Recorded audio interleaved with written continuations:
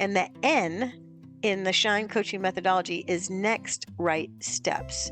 So I think a lot of people set these like really daunting goals, like I'm going to go finish my college degree. And it's like, but I got 2 kids and a job and a husband or whatever their stuff is.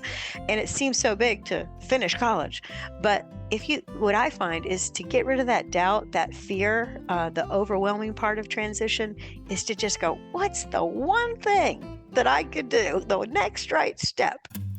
You're listening to the Woman of Value podcast. You are about to hear the story of a woman who is following her dreams and passions and creating positive change in the world. My guest today is Nicole Greer. She is the principal coach and CEO of Vibrant Coaching. She helps individuals, corporations, government entities, and nonprofits define and fulfill their mission, work better in teams, and exemplify excellent leadership. For the past 20 years, she has worked as a coach, a marketing director, master of first impressions, and sales trainer in many facets of business. She's a trainer, a speaker, a facilitator, a life and business coach, and she's here today to talk about how she built a vibrant culture.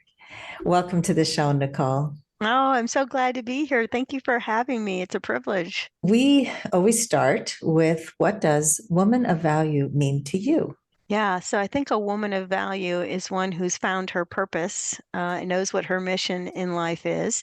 I think a lot of us, if we're unaware, we just kind of move through life and life unfolds. But I really believe that people have serious potential.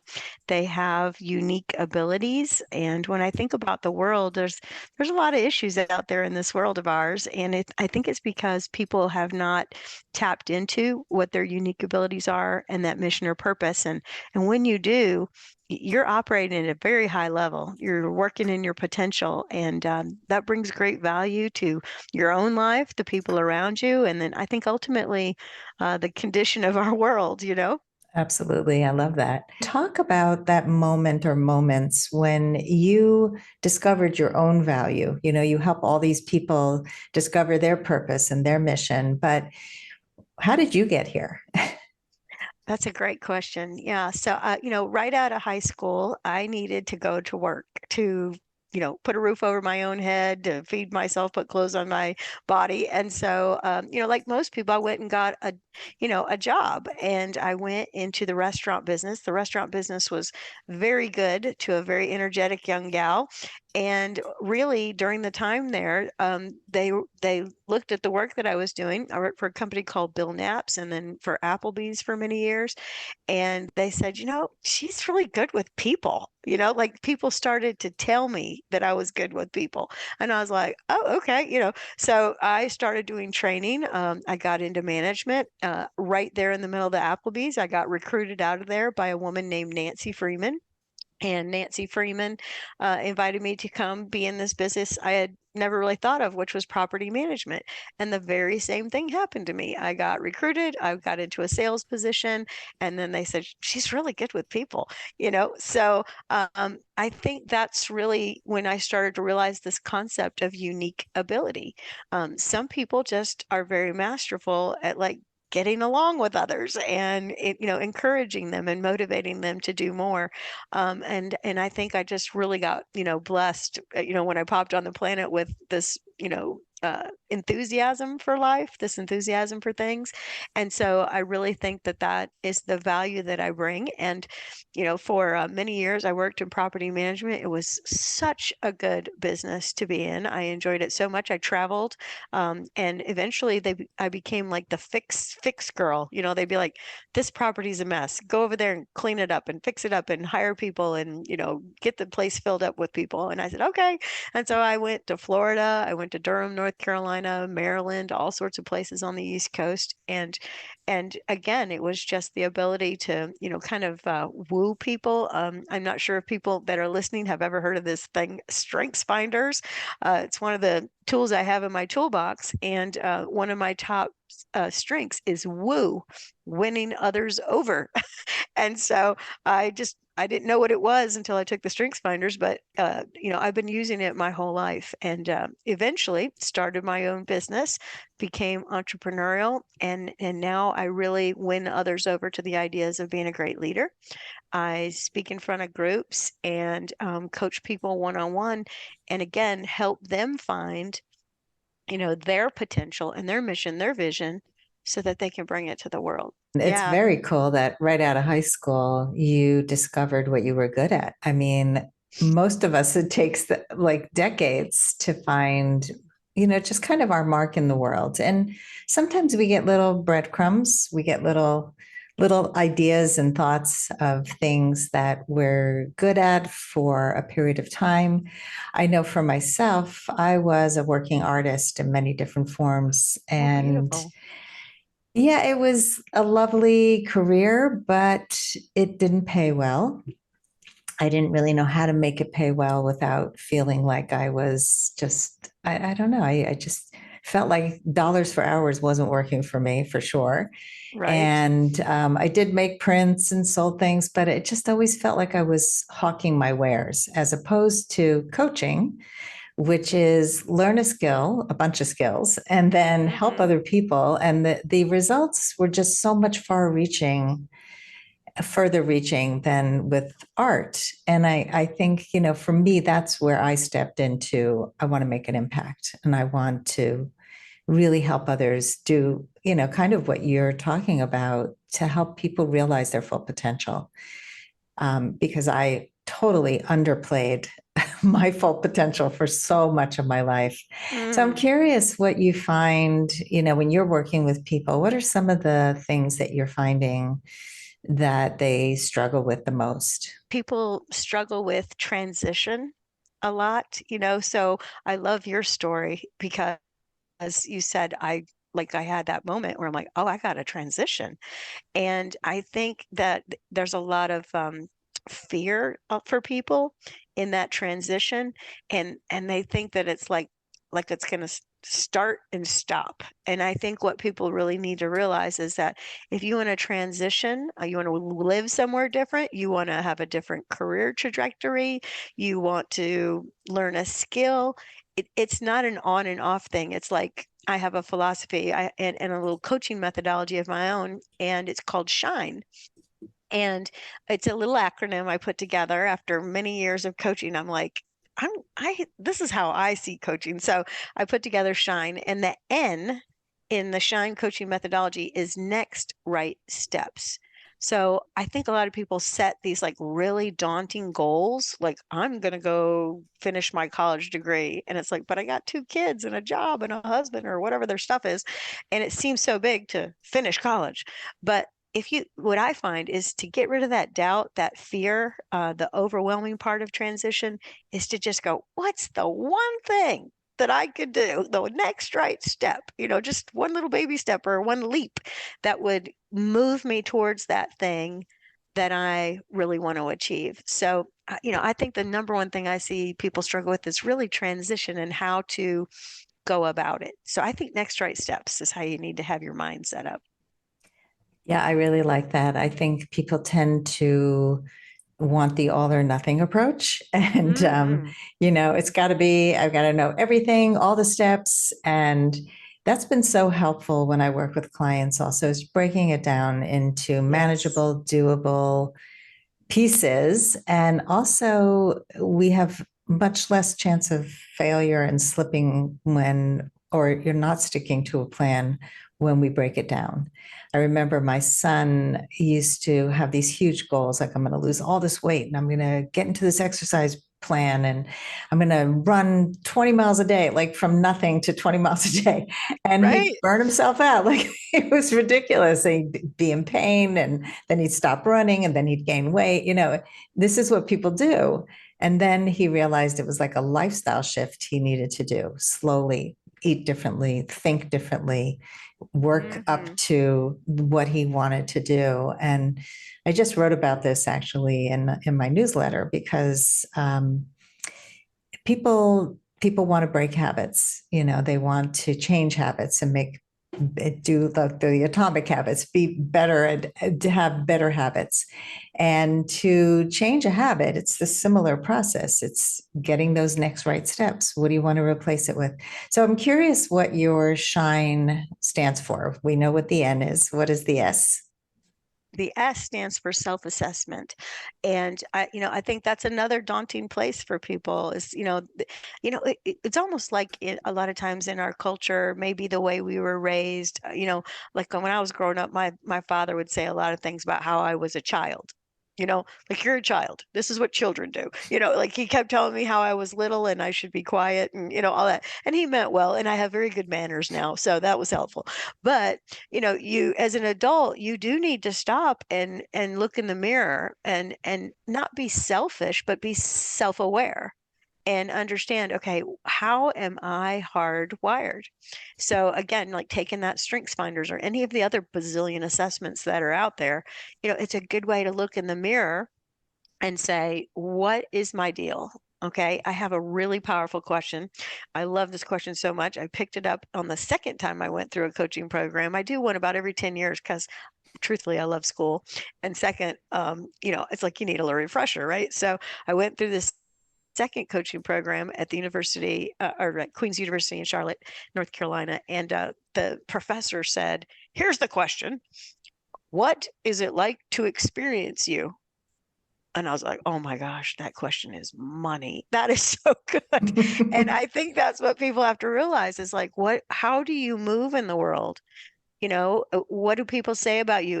If they didn't know your name and you walked in the room, what adjective would they say to get your attention?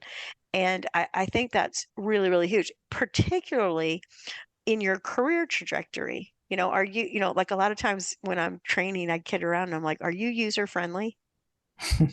Because that's what you need to be in this life, So, and I think that's really what I learned along the way during my Applebee's, my restaurant, it's just like, this needs to be done. And it's Excel spreadsheet, get it done.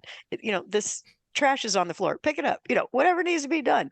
So, it's that self-awareness of kind of how you carry yourself, your personality, your character traits, and figuring out again what you want to do with your life, figuring out your personal mission statement for work and life, I think is really important.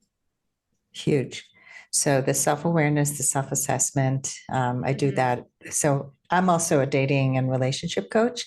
And Yeah, so a lot of this is the beginning steps of, I have people take 3 assessments and fill fantastic. out a questionnaire and, look at their patterns, look at who they show up as in the world. And it's amazing how people are so unaware of what's Hmm. getting in the way of achieving what they want in life and love and every aspect of life. So self-assessment, self-awareness is huge. What's the H? The H is habits, and you already mentioned that, and I can't agree more that, people need to work on their habits. And the thing about habits is you have some habits that slay you, and like we're even conscious that they slay us. It's like, I know this is bad for me. I'm like, hello, everybody. Wake up, smell the coffee. That's another thing my father would say. So it's like, we have these bad habits and then we have like really great habits and they serve us. And, one of the best habits I have is I get up early and I make my bed. I don't leave a mess in my wake and I ease into my day because I have plenty of time and I sit quietly. I drink a cup of coffee with the right creamer and the stuff. And I'm just moving into the day like emotionally intelligent because I've taken care of myself. I'm not hijacked by my lizard brain or my amygdala back here because everything went wrong because I didn't prepare. And I think that also going back to self-assessment, self-awareness is, that makes you user friendly because people come in a rush and they're all crazy and in a tizzy. That's what my grandma would say. Don't be in a tizzy. And, just moving into your day in a beautiful way. So I think habits are huge. Habits are so huge. And I think you and I have the exact same morning. Oh, that's It's wonderful. so funny. I definitely get up early. I set my coffee to go off at 5:30. And Yes. it's so nice to have coffee, the smell of coffee as I'm getting out of bed Hmm. and drinking the coffee with quiet. I love I love it. And then I exercise and I go for a walk. That's like I love being out in nature. And then by the time I start my workday, I am in such good spirits. And I grew up watching people, my parents, not take care of themselves, not do the self-care pieces. And as a result, there was a lot of reactivity. There was a lot of the world is out to get me, a lot Hmm. of stinking thinking, you know. Oh my gosh, I love that. My daddy would say that too. Stinking thinking. Fantastic. We have that. We're like twinning right now. That's right. It's so funny. The people and the voices that you hear of people who've said things and have had either a good effect or a bad effect, on us. But being aware of all those things is so important. So I is what? I stands for integrity. And when I say integrity, people like I can almost sometimes if I'm speaking about this with a group or I'm giving a presentation, you can almost feel people like straighten their backs. They're like integrity, you know. Um, integrity comes from the same root as integer, which like means a whole number. Like there's no fractions, there's no decimal points hanging off. It's like I feel whole. And a big part of quality and integrity is that you are a man or a woman of integrity of character. And when I coach people, I can see where they're out of integrity with what they say they want. And as a coach, I'm not trying to tell people what to do. That's not what coaches do. But what they do is they ask powerful questions, and they try to elicit responses that might make the client more aware of like what they're really doing, right? And so I also work with another assessment, like you. I got all these in my toolbox, and they're so fun. One's called the True Tilt Profile, and it has a whole model based on the quality of your character. And there are 48, and I know that is so many, but 48 leadership. And when I say leadership, not that you have a leadership position, but like you lead yourself this way, or you lead your team that way. But you have 48 character traits that you can work on. And I'll just mention one that everybody can relate to on the planet, pretty much everybody. Like maybe not Mother Teresa, maybe not, these saints that are out there, but, like patience. Like, do you have patience with people? Are you snippy? Are you in a hurry? Can you not wait for people to finish their job? You finish it for them. You finish their sentences. You interrupt them, all of this stuff. So that's just one of the 48. But there are others like being self-assured. Like a lot of times I'll work with people and it's like they have so much talent, wicked smart, but they just won't own it. And so, a lot of times their leader will see this and they'll be like, will you coach him or her? Help them build their confidence, which is being self assured. So, we all got one little spot that if we worked on it and we put behaviors in place, habits in place to build that little missing part, man, we would move in just a whole different way. It would be so much better to experience us, right? Oh, 100%. And that patience thing is such a big one. Oh, everybody's got I that one. yeah, I mean, I'm a pretty patient person except for a few people in my life, people who really take a very long time to get a thought out Mm. or talk in circular thoughts and talk about 500 things at the same time. And I'm like, get to the point. but, but I do tell my clients when we first start working, I ask them for permission to interrupt them because when they go off in story, it doesn't serve them or me, and they are so grateful to be interrupted. So it's an agreement that we have because it's really not because I'm so impatient. It's really because we want to use our time well. But yesterday, I was in the car with somebody who I've known for a year, over a year. And I've never seen him lose his patience the way he did. Mm. He was getting a call while we were driving, and he said, "Is it okay if I take this?" So obviously it was an important call because he doesn't usually do that. And the minute the person started talking, he started freaking out on this. He goes, "Get to the point. I only have If you don't get to the point, I am hanging up on you in three Whoa. seconds." I was just like so uncomfortable. Um, saw him in a totally different light. I've never seen him so unkind. Also, it's not just a lack of Yeah, patience. This is a stranger that you don't know. It was a salesperson, but it was an important call for him. And it was just like, you got to be nice to people and you got to, okay, you don't have a lot of time, but don't do that. So it's important to work on those things because it pushes people away. 100%. Yeah. There's a little book by Liz Wiseman. Well, it's not little, it's a big fat book actually. It's about an inch and a half thick actually.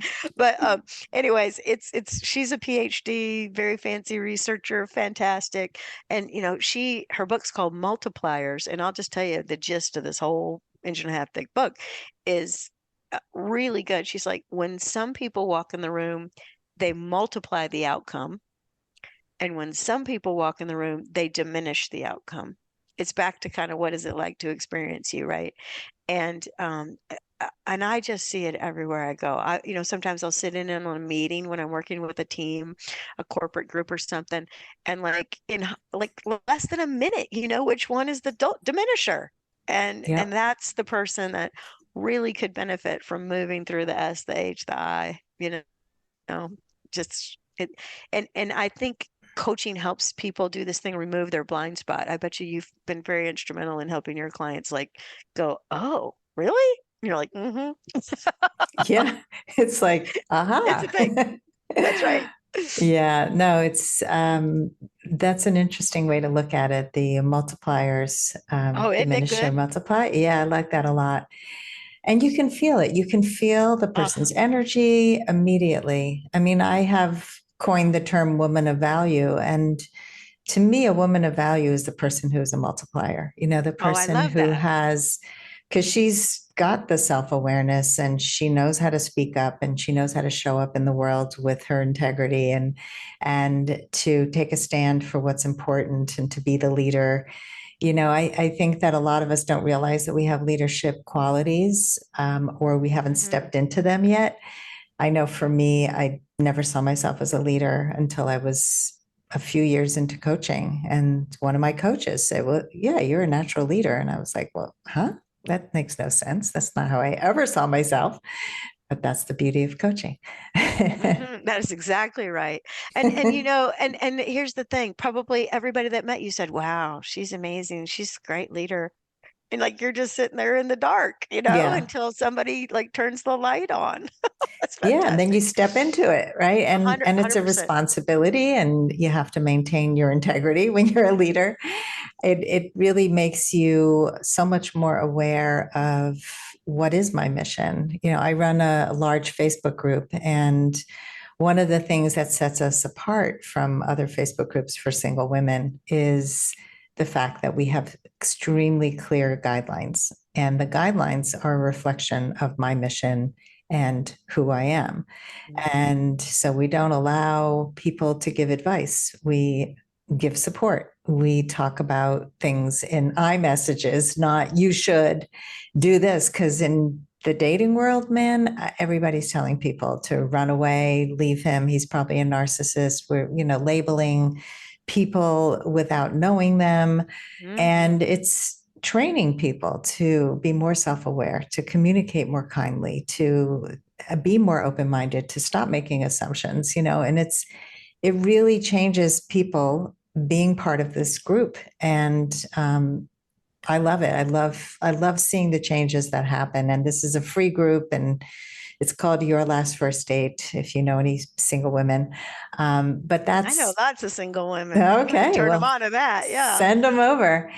But it's a rare thing in the world of groups for these kinds of social media groups because they're just a cesspool for people to complain and never never move forward. It doesn't help anybody, and it kills the group as well. So I'm totally with you on all these steps, and we're up to E. Tell me what E stands for. Yeah. So this one is the one that really it gets me excited because, all my life it was like, you've got so much energy. You got so much energy. And I am like, I think naturally hardwired in this way. However, after you hear that for a while, you're like, okay, what is this energy thing anyways? And I think the unfortunate thing is that people think about energy as like one thing. How much energy do you have? Now, I have done my research on this, and there are six energies, and there's probably more. These are the six I got right now, because at one point I only had four, and now I'm up to six. So the first energy is your intellectual energy. And so it's the ability to problem solve, it's the ability to do critical thinking, it's the ability to see patterns, see gaps, see what's possible, to vision. So there's putting your mind to use. And when I was talking about people get fearful of the transition. That was one of the things I see people struggling with is any transition. And the number one thing about that transition is they don't know what they need to know so they can make the transition. Like I'll talk to people, I'm thinking about going back to school. Okay, I'm like, okay, so where do you think about going? Oh, I don't know. It's like, well, you got to Google, you got to get going, you got to go over to the campus and visit and talk to people. And, so it's using your brain to figure out what you don't know. I think a lot of people kind of choose to stay dark. But you got to let the light in. You got to get that light bulb over your head going. So that's the first energy. The second energy is emotional energy.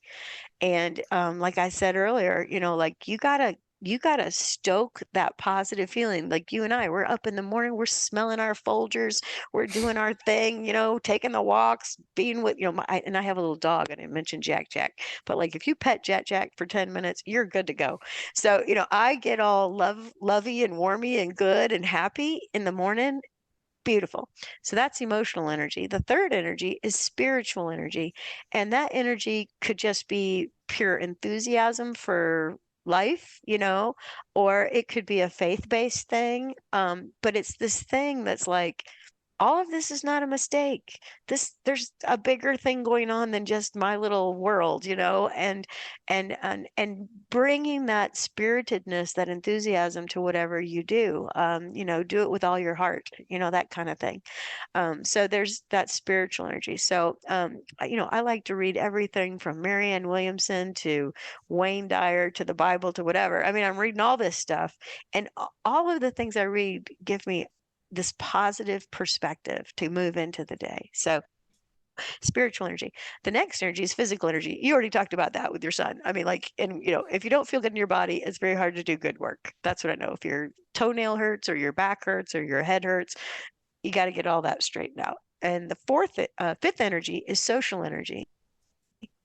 So going right back to transition. So a lot of times people have stayed in their own little world. They haven't developed their network. And here's the thing, in this lifetime, you need other people. So get out there and get your network cooking. Get on LinkedIn, talk to your neighbors, go down the hallway to the other department, say hello to the people you worked with. You have to have some social energy. And here's the thing, I have said something like, I really I need this, or I could use that. It's amazing to me how my network brings me things. They're glad to. And I do the same thing for the people in my network. So there's this wonderful thing called network or social energy. Finally, is the energy of money. And I'm not saying money's number one, but here's what I know. This is what this 56-year-old girl will tell you. Money makes things easier. I mean, I don't worry about my electric bill being paid because I got enough money for that. If something happened to me, I paid my insurance. I got insurance, so just getting your financial situation in a great place. I totally believe in financial advisors. So go get you one, even if you only have $10 a week to give to them. Give them $10 a week. In 40 years, you'll have a nest egg. If you have ever played small to make other people feel comfortable, or maybe stayed in a bad relationship or job too long because you didn't think you could do any better, I wrote a book for you. It's called Becoming a Woman of Value: How to Thrive in Life and Love. Each of the 30 chapters contains a life lesson, a story, and an exercise to bring you closer to reaching your full potential. Becoming a Woman of Value is available on Amazon in paperback and Kindle. All of these are so integral to living your best life. I mean, I mean, I remember when I got divorced, just discovering everything for the first time, really, because I bought a house. yeah. I knew I had to manage the money I had, which wasn't a huge amount of money. It was just a divorce settlement. I had no job, really. I was working a million jobs while I was getting certified as a coach. And I hired a financial advisor because my husband just played it safe. You know, he would do money markets and CDs and never really looked into how can we make our money really grow. Mm. And just having a sense of agency over all these parts of your life gives you a sense of peace of mind. And people live with so much stress, and it's so unnecessary for the most part. I mean, very few people really need to be worrying about things in the way that they are. Oh, I couldn't agree more. And you need to pass this stuff forward too, you know. So a lot of times, I was telling a story last night. I was with a group, and I was telling them, here's the thing. You have a block. If you have a block in your life, you got to remove it. You can't keep going, oh, there's this thing in the way. There's this thing in the way. And there was a young man that I was working with out in California, and it was for leadership development. Well, every single time this kid was in my, and I can call him a kid because he's like my kid's age anyway. So he's in this meeting and he's like, well, they need to pay us more, and our bonus structure needs, to represent how much money we earn. And he might be right about all that. However, he's always talking about money. So long story short, on a lunch, I sat with them, it's, half mom, half coach. I'm like, what's up with your money situation? And he was just like, what do you mean? And I was like, you talk about money constantly, and you're kind of throwing the company under the bus, talking about money all the time. What's your deal? And turns out he's $50,000 in credit card debt. Ooh, And be and so I said, you need to work on that. It's gonna change everything in your life. Turns out he has a wife, he has a little baby girl. He got Dave Ramsey's book. Do you know the name of Dave Ramsey's book? no, Money Matters. Ah, sounds help me. good. Anyway, look it up, everybody. Dave Ramsey Money Book. It'll come right up. So, and he's got a podcast and the whole shot. But he started working Dave Ramsey's formula, and he got that $50,000 paid off. And so I'm like, so how's that feel? And he's like, I am a different man. Like it Mm-hmm. can have such a shape shifting, result, right? It's just like when you're helping people go on their first last date. It's like, oh my gosh, I figured out who I wanted. I'm not settling. I've got proper boundaries. And then look, the guy shows up or the gal shows up or however it all works. I mean, you Yeah, can't get what you want if you don't declare what it is. exactly. Exactly. Well, that's a great story. And it's very familiar to me. I mean, I I know bet. people, I dated a guy once who told me he was $30,000 in credit card debt. And I told him it did not feel safe to me. Unless he was doing something about it, I wasn't going to date him. And he was like, "Yeah, I'm going to pay it down." And then he never paid it down. And I found him a financial person to talk to about it. It took him like another 3 weeks to contact this person, and I was just like, "I'm done." It was a global issue. It wasn't just I'm not dealing with this. I'm also not dealing with my broken car, and I'm not dealing with my past, and so it's just such an important thing to not be unconscious about these things in our lives. Mhm. That, So, that's exactly Nicole, right. yeah, take us to the present. What is happening in your company now? Yeah, so lots of great things are happening in my company right now. I am doing a ton of training, and one of the things that's shaping and shifting is I'm doing more um, complete, like almost putting universities in place inside of organizations, which is so fantastic. So, um, you know, a lot of times I get a phone call. We need to do team building, like it's in the budget. We've got this line item and we need somebody to come and do something. And I love that phone call because I go and I help them and I get them started on the train to learning, right? Because people need that intellectual energy to be stoked in their work. You just do the same thing, you're doing the same stuff. You need a little break in your world to think about things differently. But what I'm doing now is I'm helping people actually move through a series of things that help them really become talented leaders. And sometimes I do this with people individually. I had a young gal who was going to get promoted to the chief human resource officer, and she had been one of these gals that, of great value. She was very user friendly. She got stuff done, great integrity, and she was working, working, and but she had never had a formal leadership development process. And so, I went through it. So I do things called the Vibrant Coaching Toolbox, like how to coach others. I give them like a little mini course on coaching. We do emotional intelligence, we do change management, we do a little bit of project management and conflict awareness, leadership skills, and here, this is so important, the difference between leadership, management, coaching, and mentoring. There's a lot of differences there. And then, of course, she was an HR person. I've got a lot of HR background.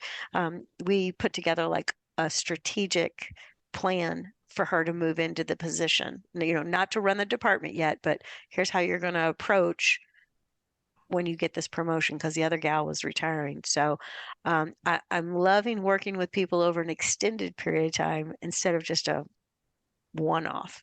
And so I've been pretty successful at moving the business that way. So it's exciting because I really Yeah. get that way we get some change. Yeah, that's comprehensive. And I'm a big believer in not doing a band-aid Right. approach, right? It's not going to work. And I used to do these one-off sessions and help people for very short term. And it won't stick unless you really do a comprehensive program with people. So I love that. So what's in the future for you? Yeah, so what's in the future for me is I am building my company to the point where I'm going to start, not being a solopreneur anymore, which is really exciting. There's I'll tell you another book that's out there called The Tipping Point by Matt. Help me. Malcolm Gladwell. There you go. Thank you for helping me. Yes. And so, which is a great book. It's old now. It's maybe 10 or 12, 15. I don't know how old it is. But anyways, it's all research too. And he says, people really start getting their groove on when they hit 15,000 hours. And I'm like, I think I hit 15,000 hours because it's like all of a sudden I'm busy, but like in the greatest way. So I have a young lady, her name is Adalia, and she's a native Spanish speaker. And so we're putting together many of my programs, and she's helping me translate it into Spanish. And we're working with a lot of folks who are Spanish speakers. So that's exciting. And then I met this gentleman, his name is Earl, and he was one of my clients in a classroom, and we just like hit it off. Like we both did the restaurant business, all this kind of stuff. Both lived in Detroit, Michigan for a while. Love music and all this. And so he's going to be doing some training for me, and I'm just loving the fact that I'm you know increasing my social energy inside of my company. I've had one woman alongside me for way over 10 years, and she's my right hand woman, and she is a woman of great value. OMG, so amazing in my life. But I'm starting to branch out and be able to grow past myself. So that's the most exciting thing I'm doing. Very Scaling. exciting. Yeah, Yep. scaling your business. That's where Yeah, it's at for sure. absolutely. All right, we're going to head into the lightning round now. Are you Ooh, ready, Nicole? I am braced for the lightning. Let's do it. Okay, brace yourself. Here we go. All right, fill in the blank. I used to think I wasn't blank enough. smart enough. So many of us, right? It's just Hmm. ridiculous.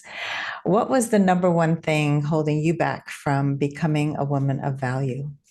I would say recognizing that I was a woman of value. I mean, I was a big people pleaser instead of a go get it done person. We're trained to be people pleasers. It's the worst. It really is. It is. It is. I think it is it's definitely generational for my group. I just barely made it out of the boomers. I'm a Gen X, but like by 1 year, and it depends on which, marketing thing you're looking at. But like really, you know, cleaning up after everybody, making sure everybody else is okay before you're okay, which I do love that. But there's a point in time where you say, no, no, I'm going to do this for me, and y'all can make a peanut butter and jelly sandwich. It'll be fine. That's right. Well, I think it's true for every generation because my kids are, what are they, millennials? Yeah, mine too. Yeah, and they're people pleasers. I mean, it's the nature that they are not taking care of their needs first, or they're not even sure what their rights are as humans. And I think that just knowing I have a right to take care of myself, I have a right to not be other conscious, other focused before I am self focused, because the first step is really getting up in the morning and taking care of you and making sure you're okay. And it's so much better to be around people who do that. You get a Hmm. sense of peace to be around people who've already done that self-care work. Next question. What's the best advice you can give to a woman who wants to become more empowered? I want you to get a mission statement for work and life. And the process is choosing 3 words that describe how you're going to move in the world. And you're already doing it. So it's not work. It's just recognition, self-awareness, right? Self-assessment. The other thing you'll do is you'll figure out who am I supposed to impact in this lifetime. You've got a purpose, so who are you going to impact, right? So 3 ways that you're going to move, who you're going to impact, and then figuring out what your personal core value or values are. My whole life, I have been a student. Like I lined up my Barbie dolls and the teddy bears and all the stuff and taught them how to read and write. And I love to read books and all the stuff. And so, one of my core values is professional development. So therefore, I'm a coach, I'm a trainer. I'm all about people developing their potential. So figuring that out, you're like, okay, now I know what to say yes to, and now I know what to say no to. People really struggle with decisions. And when you have Hmm. these things figured out, you trust your decisions. You trust your yeses and nos. I love it. What advice would you give to your younger self? Work on your career and then work on who you're going to spend the rest of your life with. And I've been married for 32 years and I got lucky. I got blessed. I mean, the guy is great. He has a wonderful attitude towards life. He's managing his energies really well. But in this day and age, you can wait a long time to have babies. And here's what I know back to the financial energy. If you put your head down and you go to work and you become very user friendly and you know what your purpose is, what you're good at, you and you grow your career in between your 20s and your 40s, you're going to get your substantial pushes in your finances. And you don't, and I put a break on mine for about 8 years and then had to come back and reestablish a level of financial earning. And in retrospect, I wish I had pushed that all the way along because there's this, again, back to money and understanding and intellectual energy. There's compounding going on. The more money you make, the sooner in your career you make it, it compounds. So that 4% raise, the 7% raise, it's a bad year, a 1% raise. If the next year is a great year, 10% raise. It's all going to compound on whatever your baseline career number is. And to not be sheepish, ashamed, worried about asking for what you're worth. Do your homework. Back in the day, I didn't know what anybody made, but now you can go out to this thing called Glassdoor. And I know I'm being very literal about value, but there's a lot there. Like I'm a great gal and I'm a woman of character and I know what I'm supposed to be doing with life and I've been educated and I deserve to be paid. I mean, those are we're ticking all the boxes on value. And now Mm, you go out to Glassdoor and you can find out, well, how much does this position pay? And get real data points, which we didn't have that back in the day. It's like no. if your girlfriend didn't tell you what she was making, you didn't know what you didn't know if you're getting paid enough. Now you don't have to have your girlfriend's opinion. Yeah, that's important. It's I so just, important. oh my God, my oldest daughter just started a new side business. So she's mostly been at home with the kids. And Wonderful. yeah, which is a really important job. And she's very Absolutely. creative. She's done a lot of creative things. And now she's doing calligraphy. And she was just hired to do 2 custom pieces. And I said, Mm. what are you going to charge? Now, I used to do calligraphy and I got paid pretty well. She said, I don't know. I've worked really hard. I spent a lot of hours, but it's the first thing I've ever sold. So I'm thinking, I don't know, maybe $100. And I said, that's the lowest number you should be charging. And she goes, really? I'm like, your time, the amount of energy you put in, the training that you have, the fact that you've been practicing this for 6 months, the fact that you are been doing art your entire life. I mean, it's, Hmm. how do you put a value on that? But 100, she was feeling bad about that. And so, I get it. And I'm trying to teach this to my children, charge what you're worth and do what you love. And the apple doesn't fall far from the tree because the minute you said she's doing calligraphy, I'm like, she's just like her mom. Right.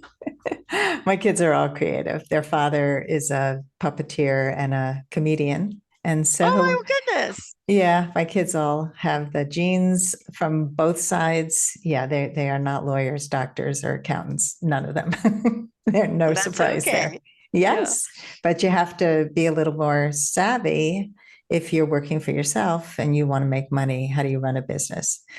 So nobody Yeah. ever guided me, even after coaching school. It's like, oh, you learned how to be a coach, but how do you run a business? That's right. The business Yeah, acumen is huge. it's huge. It's so important, and that's how we get our value. It's just, yeah, it's critical. Nicole, next question. What is something that people get wrong about you? I've been talking about my energy this whole time and my enthusiasm. Sometimes people think I'm crazy, but it's not crazy. Actually, I mean, I think if people brought, kind of like a unbridled enthusiasm to things, we would shift things. And I think what's at play there is, you know, I I don't change who I am. I mean, I self-manage, like if the room is quiet and something wrong just happened, I'm not in there, everything will be okay, but I am going to bring an energy to it that's like, okay, that happened. What are we going to do about it? What's our next right step? What happened? Ask powerful questions, do a lot of listening, all the good stuff that we can do. But I'm not going to wallow in what just happened. I'm going to try to get us to higher ground as soon as possible. And so I think sometimes people have this enthusiasm and they have that energy, but like they tamp it down. Um, and it's like an ego thing. Like there's a fear of being judged. Um, you know, I'm not fearful of you judging me because I think the longer you hang out with me, you're going to realize, no, that's really how she is. I mean, this is not crazy. This is the juju she's putting out in the world. So sometimes people will say you're crazy. Sometimes people, and some people have the opposite thing. Like they have that a face that rests and looks like they're angry, you know, and it's like they're not angry. They're just that's just how they are, So I think um crazy, but I'm not crazy. I'm just really excited about everything. So you have a resting, energetic face. That's right. Big smile. Yeah. You're And right. my dad was in retail and he took me to work with him many years. And he would nudge me and I would go to work with him on Saturdays because back then we didn't have like babysitters. And so he'd take me to work and he'd be like, give me this elbow thing. And he'd be like, smile. And I'd be like, and the truth of the matter is like smiles and greetings and warmth, it works. It's It good. does work. It's Mhm. much better than the alternative. 100%.